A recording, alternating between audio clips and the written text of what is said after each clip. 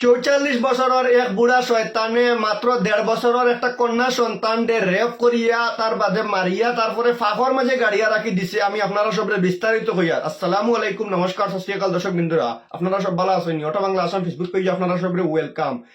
এই মহা হারামির বাড়ি হইল গিয়া ত্রিপুরা ধর্মনগর, তার নাম হইল গিয়া জয়নাল উদ্দিন।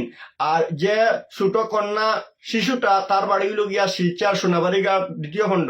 তারা শিলচার থেকে গুড়ার লাগিয়া গেছেন ধর্মনগর।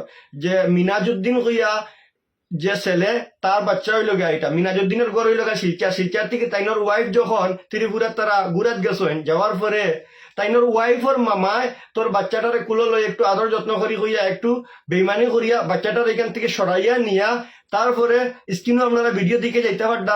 এই অবস্থা এই কুলঙ্গারে করিয়া গেছে জয়নাল উদ্দিনে। জয়নাল উদ্দিনের বয়স হইল গিয়া 44 বছরের বুড়া শয়তান হে। আপনারা চিন্তা করেন আপনারা ঘরে যে বাচ্চাগুলা আছে বাচ্চাগুলা সেফ নি। আমরা সকালে যে যেসা মায়া দয়া দেখাইয়া যে বাচ্চা আমরা কাছ থেকে লইয়া যায় আমরা দেই মানুষরে, কিন্তু এই মানুষে বাচ্চাগুলা নেওয়ার পরে বাচ্চারা আজকে দেখুন কিরকম হত্যা করে, আরো বিভিন্ন বাচ্চারা লগে শয়তানি করে। এরকম মানুষে যারা যারা কাছে ছোট ছোট বাচ্চারা আছে সকল আজকে সাবধান হয়ে যায়।